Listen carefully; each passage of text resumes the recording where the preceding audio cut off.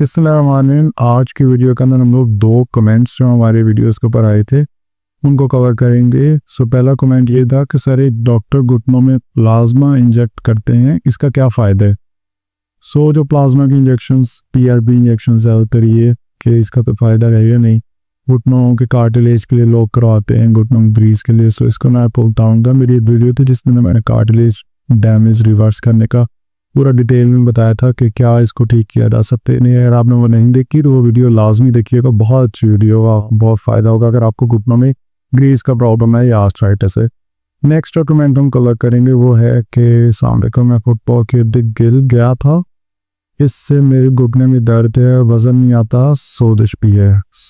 ملک کا کمنٹ ہے ہمارے پاس, آئی لو اسلام, آپ نے اپنا نام وغیرہ صحیح سے نہیں لکھا. اور نیکسٹ ٹائم آپ نے جب بھی کوئی کمنٹس کرنے ہیں نا اپنا پورا ایج بھی بتائیں, جینڈر بھی بتائیں, میرے لیے بڑا آسان ہوگا کافی ساری چیزیں سمجھنا. جیسے آپ نے بتایا نا میں فٹ بال کھیلتا ہوں, میں گر گیا تھا, میرے گھٹنے میں درد ہے, وزن نہیں آتا, سوزش ہے. ڈیٹیل اگر بتاتے نا آپ اپنی ایج بتاتے, کوئی اور ریلیونٹ ایشو تو نہیں ہے, کوئی ڈائبٹیز وغیرہ شوگر کا کوئی ایسا پرابلم تو نہیں ہے, بڑا ایزی ہو جاتا. اور کس طرح سے گرے تھے, کوئی MRI کرائی, کوئی ایکس رے کرائے, جتنی انفارمیشن ہے اس کا اکارڈنگ میں آپ کو بتاتا ہوں. کہ اب کوشچن یہ ہے کہ گھٹنوں میں جو گریز کا پرابلم ہے اس میں پلازما انجیکٹ کرتے ہیں کچھ ڈاکٹرز, تو یہ کہا چاہیے نہیں. اچھا, اس سے نا ہم میڈیکل میں کہتے ہیں PRP کا مطلب ہوتا ہے پلیٹلیٹ ریچ پلازما. اچھا, اب اس کا کام یہ ہوتا ہے کہ یہ آپ کے جسم سے ہی خون لے لیا جاتا ہے, یعنی کہ ٹیکا لگا کے آپ کے جسم سے خون لے لیا جاتا ہے. خون لے کے پھر اس کو ایک مشین کے اندر ڈالا جاتا ہے جسے ہم سینٹریفیوج مشین کہتے ہیں. اس مشین کے اندر ڈالتے ہیں, اس میں یہ ہوتا ہے کہ آپ کے خون کے اندر مختلف خلیے ہوتے ہیں, ان خلیوں کو الگ کر لیا جاتا ہے. ان میں سے خاص طور پہ ایک خلیہ ایسا ہوتا ہے جسے ہم کہتے ہیں پلیٹلیٹ. پلیٹلیٹ اکیلے کو الگ کر کے, یعنی اب پلازما مطلب ہوتا ہے آپ کے خون کا پانی, ٹھیک ہے, یعنی کہ جس میں خلیے زیادہ نہیں ہے. پلازما کے اندر بیسیکلی سارے خلیے ہوتے ہیں. اس پانی کے اندر صرف اور صرف پلیٹلیٹ ہوتا ہے, یعنی پلیٹلیٹ ریچ پلازما, ایسا خون کا پانی یا پلازما جس کے اندر ہیں سارے کے سارے پلیٹلیٹ. اب پلیٹلیٹ کا کام یہ ہوتا ہے کہ یہ نئی بلڈ ویسلز بناتا ہے. اگر کسی جگہ کے اوپر آپ اپنے PRP کرواتے ہیں, اکثر لوگ اپنے فیس پہ کراتے ہیں, اکثر لوگ اپنے بالوں کے لیے کراتے ہیں, آپ اگر گھٹنوں میں کراتے ہیں, کمر میں کراتے ہیں, PRP کا یہ فائدہ ہوتا ہے کہ یہ پلیٹلیٹ ریچ پلازما ہوتا ہے, یعنی وہ خون جس کے اندر پلیٹلیٹ بہت زیادہ ہے. تو جس بھی جگہ کے یہ ڈالتے ہیں وہاں پہ کیا ہوتا ہے, وہاں کے آپ کی نئی بلڈ ویسل بنتی ہیں, بننے کا عمل شروع ہوتا ہے, ٹھیک ہے, یعنی خون کی نئی نالیاں بننے کا عمل شروع ہوتا ہے. جو PRP ہوتا ہے, PRP کا انجیکشن ہے, اس سے یہ فائدہ ہوتا ہے. اب اس سے یہ فائدہ ہو جاتا ہے کہ جب آپ کو گھٹنوں کی گریز کا جو پرابلم ہو, گھٹنوں کی کارٹلیج کا جو پرابلم ہو, تو جو جہاں بھی کوئی بھی ڈیمیج ہوا ہو نا آپ کو گھٹنے کے اندر, تو اس سے یہ ہوتا ہے کہ ریپیئر ہونا سٹارٹ ہو جاتا ہے. لیکن اگر آپ سٹیج 1 میں ہیں یا 2 میں ہیں آپ کو فائدہ ہوگا. اگر آپ سٹیج 3 میں ہیں یا 4 میں ہیں تو اس کے اندر PRP تو کیا, آپ چاہے کسی بھی طرح کا ٹریٹمنٹ کرا لیں, گھٹنوں کا نیا جوڑ الٹیمیٹ سولوشن ہوتا ہے اس کے اندر, ٹھیک ہے. زیادہ زیادہ آپ اپنے کھانے اور ورزشوں سے اس کو مینیج کر سکتے ہیں. PRP کا ایک اور بہت بڑا مسکنسیپشن یہ ہے کہ لوگ سمجھتے ہیں کہ یہ جو ڈاکٹر نا انجیکشن کے ذریعے آپ کے گھٹنے کے اندر ڈال رہے ہیں نا, تو یہ گریس ڈال رہے ہیں, یہ کارٹلیج ہی ڈال رہے ہیں. یہ بالکل مسکنسیپشن ہے, ایسا کچھ بھی نہیں ہے کہ کوئی ٹیکے کے ذریعے آپ کے گھٹنوں کے بیچ میں کارٹلیج بھر دے.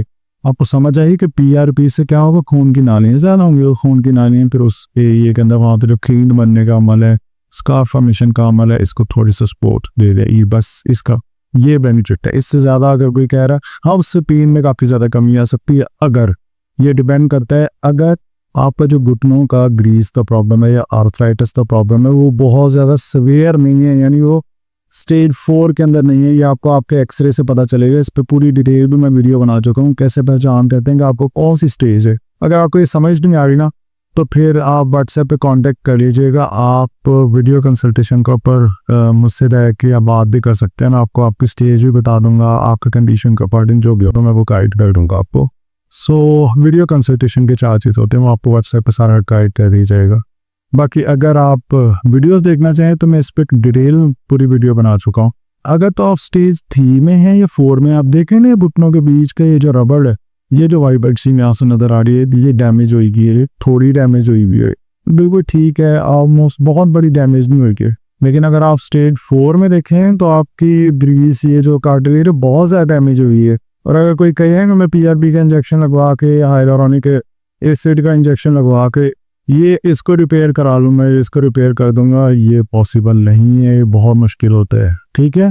लेकिन इससे ये है कि दर्द में वक्ती तौर पे फ़र्क पड़ जाएगा। अगर जो स्टेज 1 और 2 के जो पेशेंट्स हैं इनमें काफ़ी ज़्यादा फ़र्क पड़ सकता है। और ये भी इंडिविजुअल वेरी करता है, लगाने वाले पे डिपेंड करता है कि उन्होंने किस तरह से लगाया है। लेकिन आप इस चीज़ की तरफ से क्लियर हो जाएं कि जो भी आपने मुझसे क्वेश्चन पूछा ना, ये डॉक्टर बुटनो में प्लाज्मा इंजेक्ट करते हैं, इसका क्या फ़ायदा है। सो इसका प्लाज्मा में क्या फ़ायदा है, इससे क्या होता है, आपको समझ आ गई। ब्लड वेसल्स नहीं बनती हैं। अगर कोई आपको ये कहे कि मैं ये ग्रीस ऐड कर रहा हूँ, कार्टिलेज नहीं ऐड कर रहा हूँ, ऐसा कुछ नहीं हो सकता। कार्टिलेज जो है ना वो दोबारा ईजी बनती नहीं है, क्योंकि ये मैकेनिकल डैमेज होता है और एक्सरसाइज और डाइट के ज़रिए आपको हम उसको स्लो डाउन कर सकते हैं, ठीक है। आपको समझ आ गई ये बात। नेक्स्ट ये है कि हमारा जो कमेंट है वो ये कि फुटबॉल खेला था, गिर गया और इससे घुटने में दर्द है, वज़न नहीं आता, सोजिश है। देखो मेरी बात सुने, इसके अंदर ये इंपॉर्टेंट चीज़ है जो समझने की है कि आप पहले तो बिरे का हो कि आप 2 दिन पहले बिरे हो, यानी आप अपनी एक्यूट स्टेज के अंदर हो, नई स्टेज के अंदर हो। अगर नई स्टेज के अंदर हो तो आपको फौरन राइस मेथड करना चाहिए। राइस मेथड का मतलब होता है रेस्ट, आइसिंग, कंप्रेशन और elevation. Rice, R for rest, icing, compression और एलिवेशन, ये आपको करना चाहिए। अगर आपको एक्यूट है, लाइक अभी मैं 2-3 दिन पहले गिरा होगा तो बहुत ज़्यादा पुराना हो गया ना, तो फिर राइस मेथड नहीं। तो आपने तो पूरी मुझे डिटेल बतानी है कि आपका इशू कितना पुराना है, क्या हुआ था। बेसिकली होता ही है कि हमारे घुटनों के, अच्छा ये जो वीडियो में आपने कमेंट किया ना वो है कि ACL इंजरी हुई है, यानी घुटनों के बीच की जो रस्सी है वो टूट गई है। अब बेसिकली आपकी ना तो कोई टेस्ट हुआ है ना आपने किसी को चेकअप करा है, तो अब घुटनों के जो बीच में रस्सियाँ होती हैं बहुत सारी होती हैं। इनमें आपके फ्रंट के ऊपर ACL लगा हुआ होता है, यानी इंटीरियर क्रूशिएट लिगामेंट लगा होता है, साइडों पर आपके डिफरेंट लिगामेंट लगे होते हैं, ऊपर जो आपके डिफरेंट लिगामेंट लगे होते हैं, बीच में पीछे की तरफ PCL लगा हुआ होता है, दरमियान में यहाँ पे आपके मेनिस्कस पड़े होते हैं। सो ये सेम इंजरी एक दफ़ा रोनाल्डो को हुई थी, UEFA यूरो 2016 का फाइनल जब मैच हो रहा था, तो रोनाल्डो के इस तरह से घुटने की जो रस्सी है वो टूट रही थी।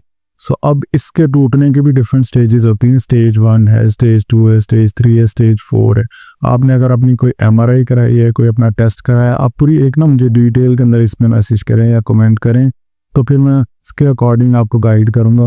लेकिन अगर आपका कोई एक्यूट इस टाइम केस है ना, तो आपको समझ नहीं आ रही आपको क्या करना चाहिए, आपको रिवाइज मेथड करना चाहिए। रेस्ट, आइसिंग, कंप्रेशन और एलिवेशन, यानी इस पर ठंडी रिकवर करें, रेस्ट करें, इसको ऊंचा रखें, 10-10 सेकंड के होल्ड करके इस पोजीशन के अंदर अपने पाँव को ऊपर नीचे मूव करें। घुटने को नहीं हिलाना है आपने, क्योंकि अगर जिस तरह के आप चीज़ बता रहे हैं कि आपको सोजिश भी है, घुटने में दर्द भी और हुआ भी फुटबॉल खेलने से, तो काफ़ी हद तक चांसेस हैं कि आपको आपकी घुटने भी रस्सी का प्रॉब्लम हो सकता है, जिसकी वजह से आपको ये इश्यूज आ रहे हैं।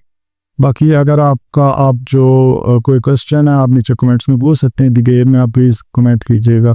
अगर आप डायरेक्टली 1-to-1 वीडियो कॉल करना चाहते हैं तो मैं नीचे WhatsApp नंबर दूंगा, आप उस पर कॉन्टेक्ट करके अपनी अपॉइंटमेंट बुक करवा सकते हैं। वीडियो कंसल्टेशन पेड होती है। और इसके अलावा आपने अगर चैनल को सब्सक्राइब नहीं किया, प्लीज़ चैनल को सब्सक्राइब कर लें। Thank you so much for watching this video.